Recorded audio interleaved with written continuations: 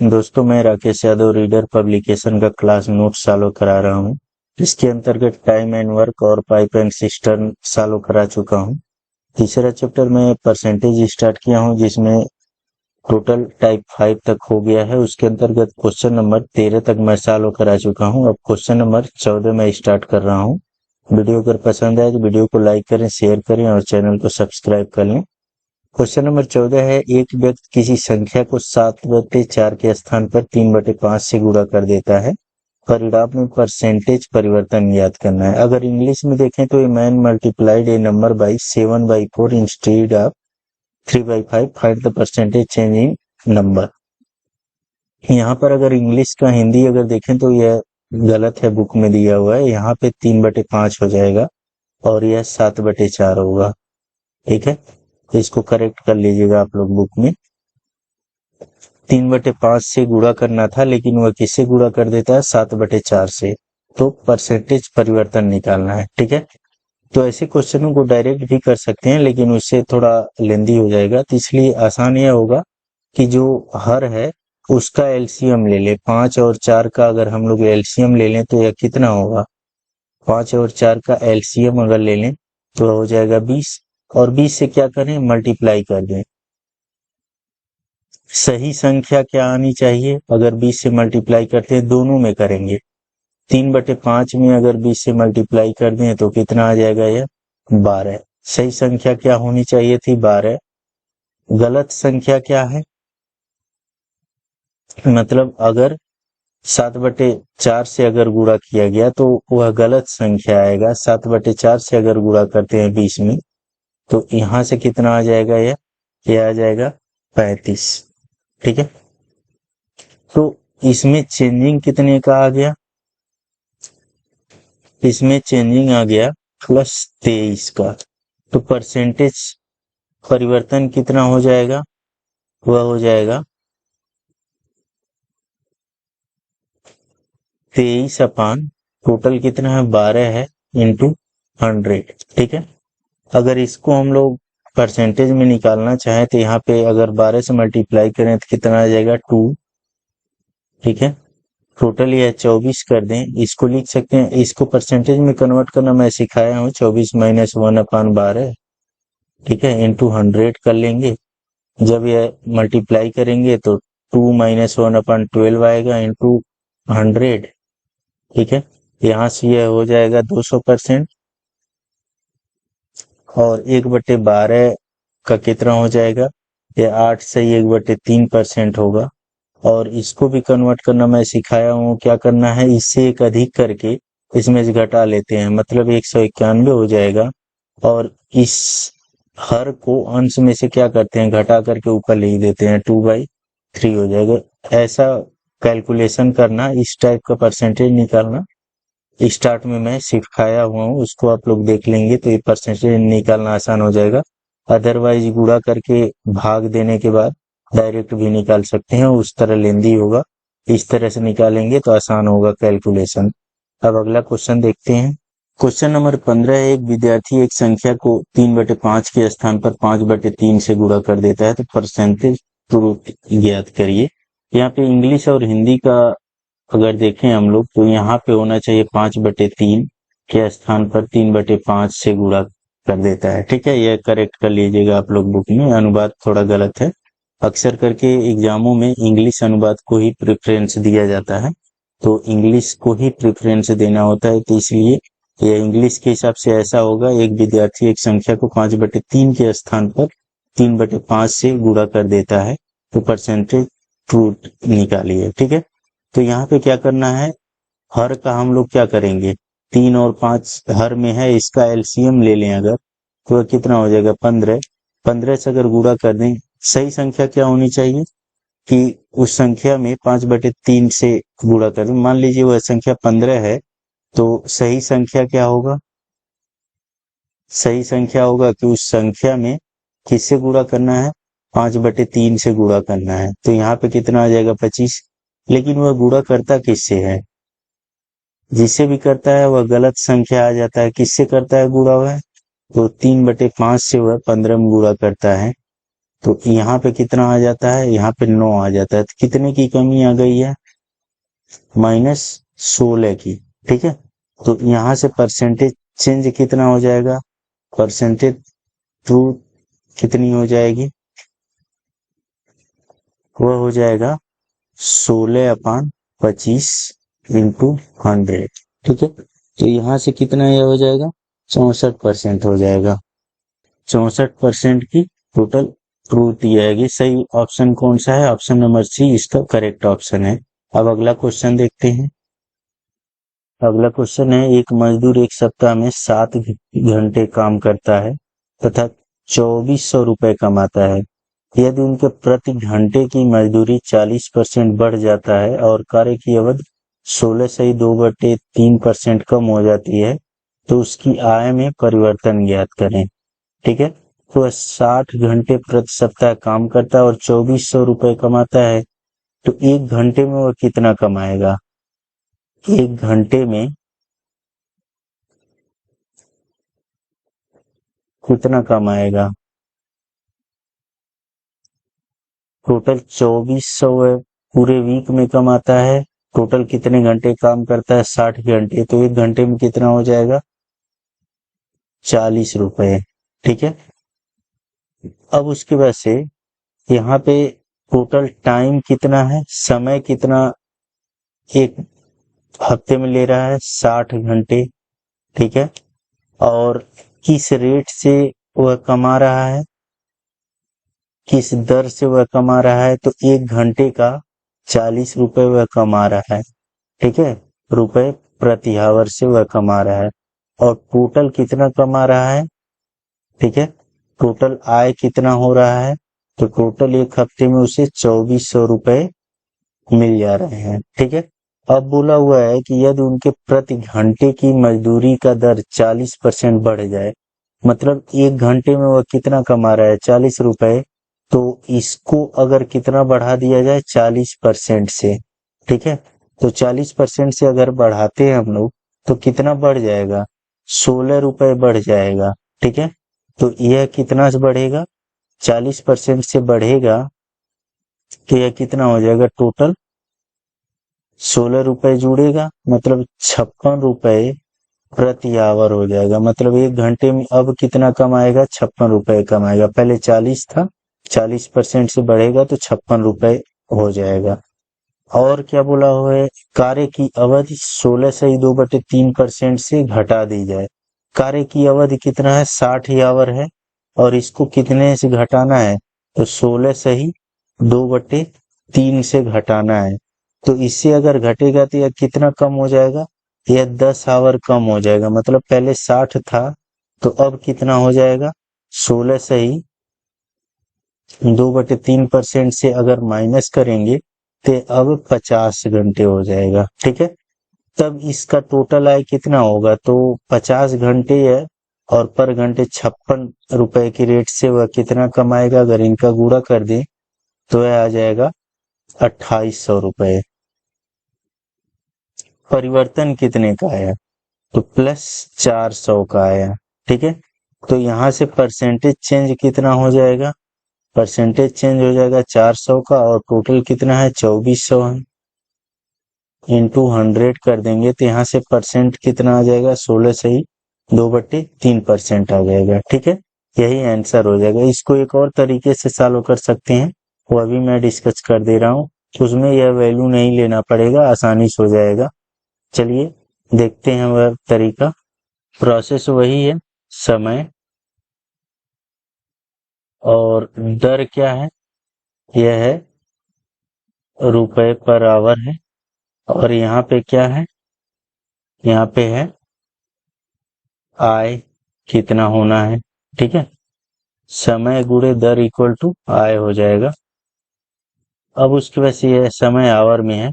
अब उसके बाद से यहाँ पर देखिए 40% से क्या बढ़ जा रहा है, मजदूरी उसकी बढ़ जा रही है, तो 40% का अगर परसेंटेज वैल्यू निकालें तो वह कितना आएगा, वह आएगा 2/5। ठीक है, इतने से क्या हो रहा है, बढ़ रहा है, मतलब +2 से यह बढ़ जाएगा। स्टार्ट में कितना रहा होगा दर, तो स्टार्ट में 5 रहा होगा और बढ़ के कितना हो गया, तो 2 से यह बढ़ जाएगा, कितना हो जाएगा, 7 हो जाएगा। ठीक है, +2 यहाँ ऐड होगा तो यह 7 हो जाएगा। अब उसके बाद से क्या बोला हुआ है कि जो अवधि है वह कितना, 16 से 2/3% से क्या होता है, घट जाती है। ठीक है, तो अगर इसका हम लोग परसेंटेज वैल्यू से फ्रैक्शन वैल्यू निकालें तो वह कितना आएगा, वह 1/6 आएगा माइनस। मतलब स्टार्ट में जो समय था वह 6 था और फिर जब 16 से 2/3 से यह घटेगा तो कितना हो जाएगा, यह 5 हो जाएगा। ठीक है, तो अगर इन दोनों का कैलकुलेट करें, इनसे आय कैलकुलेट करें तो कितना होगा, 6 और 5 का गुणा करें 30 होगा, और ऐसे ही बढ़ने और घटने के बाद 5 और 7 से गुणा करें तो कितना आ जाएगा, 35 आ जाएगा। कितने की वृद्धि हुई, 5 की। ठीक है, तो परसेंटेज परिवर्तन कितना हो जाएगा, तो 5 का चेंजिंग हो जाएगा किस पर, 30 पर, इंटू 100। तो यहाँ से कितना आ जाएगा, यहाँ से सेम वैल्यू आ जाएगा, 16 से ही 2/3%। ठीक है, तो यह काफी आसान है, यहाँ पे वैल्यू लेने की जरूरत नहीं है, परसेंटेज से ही हम लोग आंसर तक पहुंच जाएंगे। अब अगला क्वेश्चन देखते हैं। अगला क्वेश्चन है, एक आदमी हर महीने उसकी आय का एक निश्चित हिस्सा बचाता है ताकि वह 1 साल में एक कार खरीद सके। तो ज्ञात करें कि उसकी बचत में कितने प्रतिशत की वृद्धि होनी चाहिए ताकि वह 9 महीने में उसकी कार को खरीद सके। ठीक है, वह अपने सैलरी का कुछ हिस्सा बचाता है जिससे वह 1 साल में खरीद सके, लेकिन यह पूछा हुआ है कि कितने प्रतिशत की वृद्धि कर दी जाए ताकि 9 महीने में वह कार को खरीद सके। तो मान लीजिए, तो 1 साल में कितने महीने होते हैं, 12 मंथ होते हैं। ठीक है, तो 12 मंथ में मान लीजिए वह x रुपए बचाता है तो उसका कार मिल जाता है, लेकिन उसे कितने की वृद्धि करनी है उसको ज्ञात करने के लिए मान लीजिए 9 महीने में, 9 मंथ में उसे कितने रुपए बचाना पड़ रहा है, y रुपए अगर बचाना पड़ रहा है तो वह क्या करेगा, उसी कार को खरीद लेगा। तो यहाँ से हम लोग परसेंटेज निकाल लें। ठीक है, 12x = 9y। ठीक है, यहाँ से हो जाएगा 4x/y = कितना, 3/4।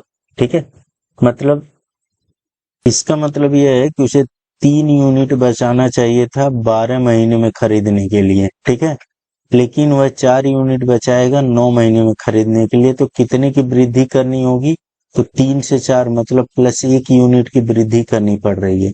तो परसेंटेज वृद्धि कितनी हो जाएगी, 1 यूनिट की वृद्धि किस पे, 3 पर, इंटू 100। तो यह कितना हो जाएगा, यह हो जाएगा 33 से 1/3%। यही क्या हो जाएगा, वैल्यू हो जाएगा, यही आंसर हो जाएगा। ऑप्शन नंबर 20 का करेक्ट आंसर होगा। अब अगला क्वेश्चन देखते हैं। अगला क्वेश्चन है, एक कारखाने में काम की मात्रा 50% बढ़ जाए तो आदमियों की संख्या में कितने % की वृद्धि की जाए कि काम पूर्व निर्धारित समय में ही पूरा कर लिया जाए तथा नए मजदूर की कार्य क्षमता पुराने वाले से 25% अधिक हो। ठीक है, तो यहाँ पे नए मजदूर की कार्य क्षमता कितनी है, 25% अधिक है। तो 25% का अगर हम लोग इफिशियंसी निकालें इससे तो क्या हो जाएगा, 1/4 वैल्यू होगा। मतलब पुराने वाले का कितना होगा, ओल्ड वाले का इफिशियंसी क्या होगा, क्षमता कितना होगा, तो वह 4 होगा, और न्यू वाले का कितना हो जाएगा, न्यू वाले का 1 बढ़ जाएगा, यहाँ से 25% अधिक होगा तो इसका मतलब न्यू वाले की इफिशियंसी क्या होगी, 5 होगी। ठीक है, यह क्षमता की बात किया जा रहा है। अब उसके बाद से मान लीजिए कि टोटल 100 मजदूर थे। ठीक है, टोटल 100 वर्कर थे, तो टोटल वर्क कितना होगा, टोटल कार्य कितना हो जाएगा, तो टोटल 100 मजदूर हैं और 4 इफिशियंसी से वह कार्य करेंगे, 100 × 4 तो यह क्या हो जाएगा, 400 कार्य हो जाएगा। टोटल वर्क कितना हो जाएगा, 400 यूनिट के बराबर यह हो जाएगा। ठीक है, अब उसके बाद बोला हुआ है कि 50% कार्य अगर बढ़ जाए, अगर 50% इसका निकालें हम लोग तो वह कितना होगा, वह 200 के बराबर होगा। 200 यूनिट कार्य अगर बढ़ गया, यह 200 यूनिट कौन करेगा, तो नए मजदूर करेंगे। कितनी इफिशियंसी से, तो वह 5 इफिशियंसी से करेंगे। ठीक है, क्योंकि 400 तो सेम मजदूर ही करेंगे पुराने वाले, लेकिन नया वाला जो काम बढ़ा हुआ है 200 यूनिट, वह यह 5 इफिशियंसी से नए वाले मजदूर करेंगे। ठीक है, तो नए मजदूर कितने हो जाएंगे, टोटल नए मजदूर कितने यूनिट काम करेंगे, 200, और किस इफिशियंसी से करेंगे, तो 5 इफिशियंसी। तो यार नए मजदूर कितने हो जाएंगे, 40 हो जाएंगे। ठीक है, तो परसेंटेज पूछा हुआ है कि आदमियों की संख्या में कितने परसेंटेज की वृद्धि की जाए, तो 40 वृद्धि की गई है। कितने में से, हमने माना है पहले ही 100 है। ठीक है, तो टोटल परसेंटेज वृद्धि कितनी हो जाएगी मजदूरों की संख्या में या आदमियों की संख्या में, तो 40 की वृद्धि है, टोटल हमने 100 माना है। तो यहाँ से कितना आ जाएगा, ये आ जाएगा 40%। ठीक है, 40% आदमियों की संख्या बढ़ानी पड़ेगी, जिससे 50% कार्य बढ़ाने पर आने वाले आदमियों की संख्या 25% अधिक रहे, तो सेम टाइम में कार्य पूरा हो जाएगा। सही ऑप्शन कौन है, ऑप्शन नंबर ए सही ऑप्शन है। अब अगला क्वेश्चन देखते हैं।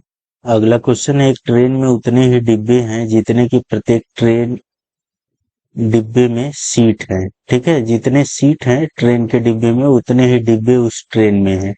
एक डिब्बे में 25 व्यक्ति हैं, जो उसकी क्षमता का 71 से 3/7% है। यदि 20% स्थान हमेशा रिक्त रहे तो अधिकतम यात्रियों की संख्या ज्ञात करिए। तो क्षमता कितना दिया हुआ है, 71 सही 3/7%। अगर इसका फ्रैक्शन वैल्यू निकालें तो कितना आएगा, 5/7 आएगा। मतलब 7 क्या है, वैगन में डिब्बे में कुल सीटों की संख्या। ठीक है, एक डिब्बे में सीटों की संख्या कुल,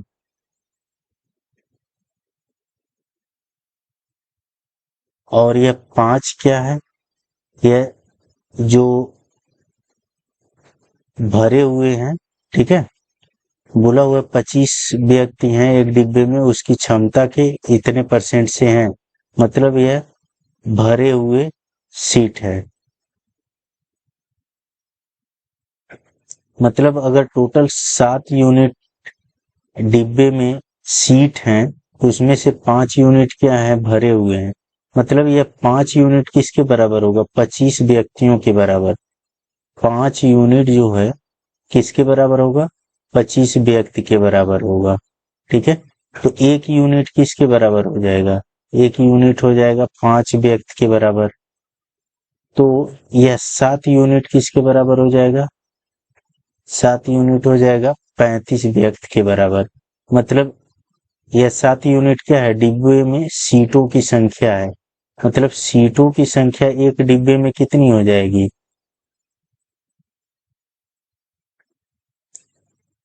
एक डिब्बे में कितनी हो जाएगी, 35 हो जाएगी। 35 सीट एक डिब्बे में है। तो बोला हुआ है कि ट्रेन में उतने ही डिब्बे हैं जितने की सीटें हैं।